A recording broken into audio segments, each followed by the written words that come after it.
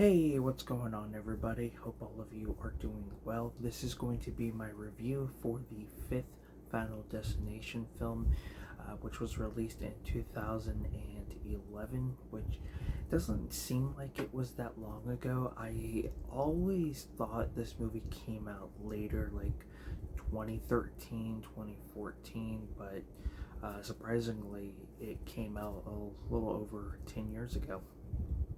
So, the film is directed by Stephen Quayle, and the writers are Eric Heiser and Jeffrey Reddick, who I believe, Jeffrey Reddick, I think, has worked through all of the previous Final Destination films. Um, and the film's cast stars Nicholas D. Agosto. I'm sure I'm butchering that. Emma Bell. We have Arian Escaparta. Again, butchering these last names. Miles Fisher. We have Ellen Rowe. Jacqueline. I don't even know how to pronounce that middle name. I'm just going to go Jacqueline Wood. Uh, David Koechner. You guys know who David Koechner is.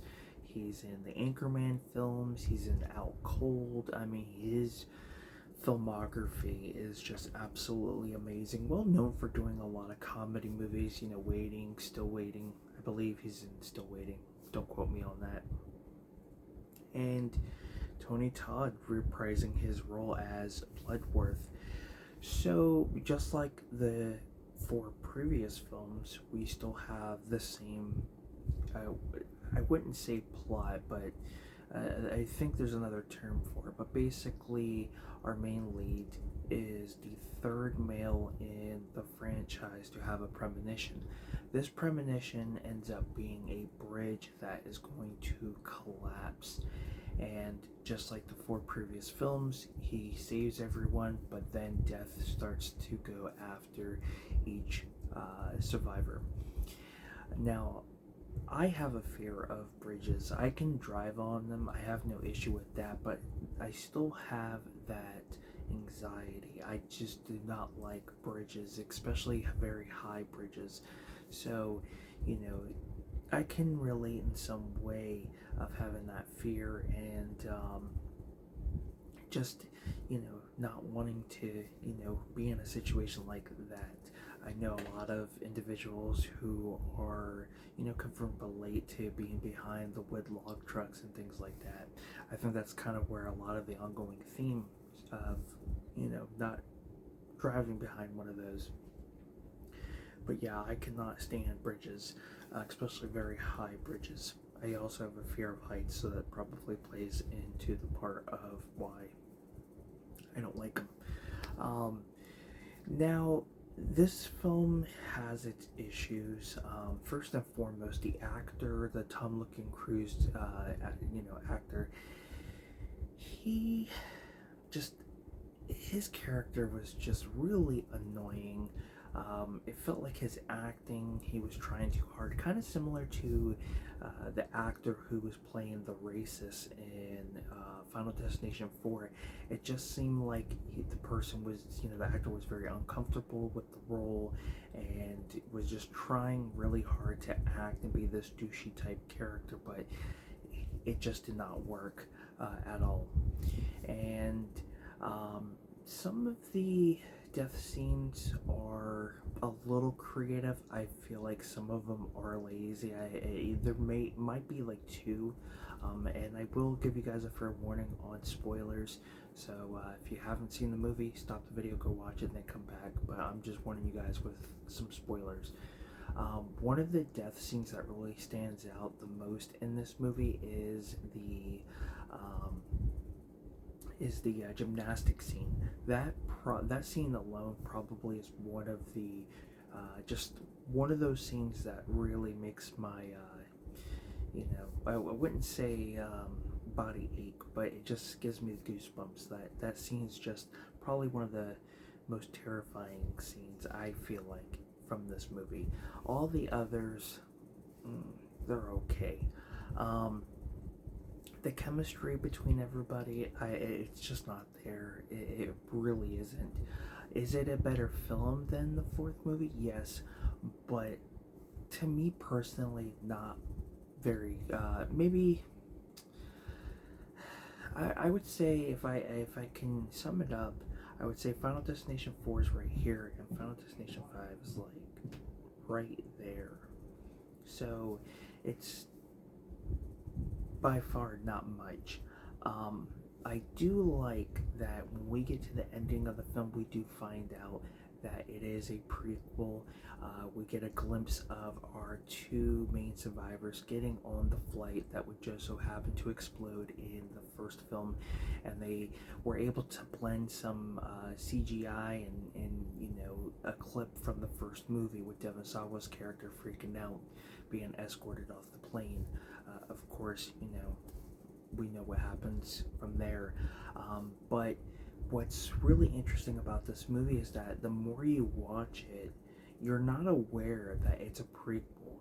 You don't pay attention to the small things, um, like the main lead being wanted to be a chef, or the cell phones that are used, and just all these little little um, Easter eggs, I guess is the best way to put it, to tell you, hey, this is not a sequel, it's a prequel, but you're so into the film, you can't really tell. So, yeah, I wish I could say more about this film. I feel like this is going to be probably my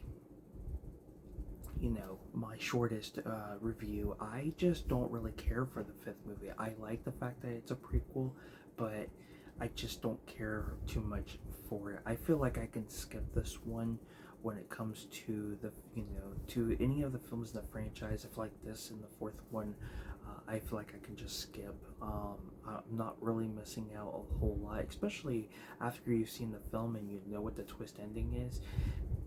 It's kind of one of those films you can just pass on. What I do like, though, is that we do kind of get an idea of how the survivors of this tragic event are able to continue on with their lives without being killed off by death himself. And basically, they state that if you take someone else's life, you're basically trading with them. And that again leads with the actor who plays this Tom Cruise looking dude.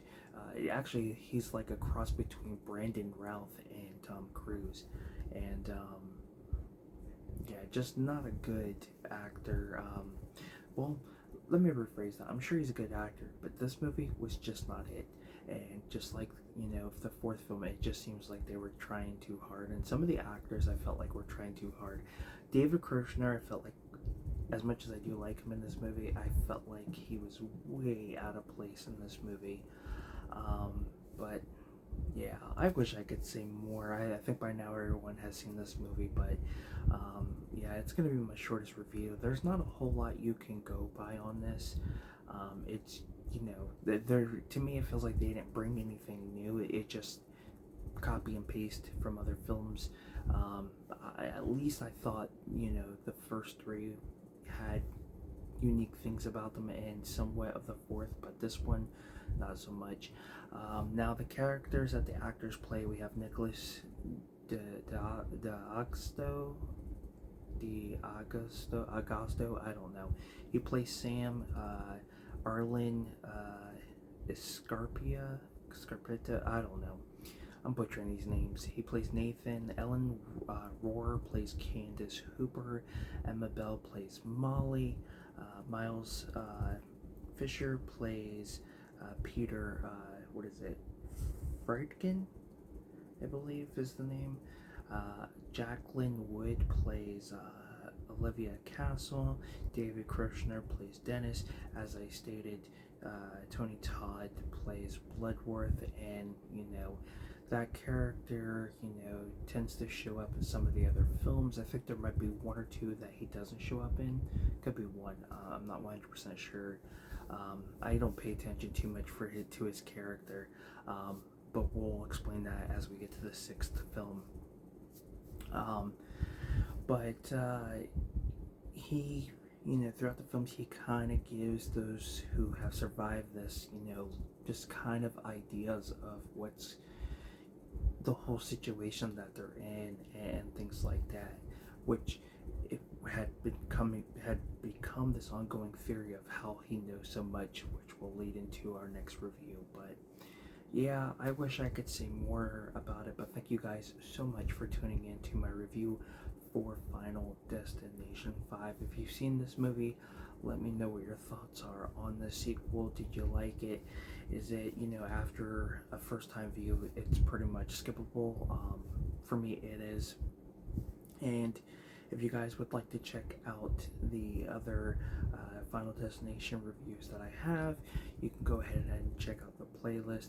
It'll show up somewhere in this video, but thank you guys so much. Don't forget to give this video a like if you enjoyed it, and don't forget to subscribe for more content on Film Talk with Mikey. And until next time, guys, have a good one, take care, and I will see you soon.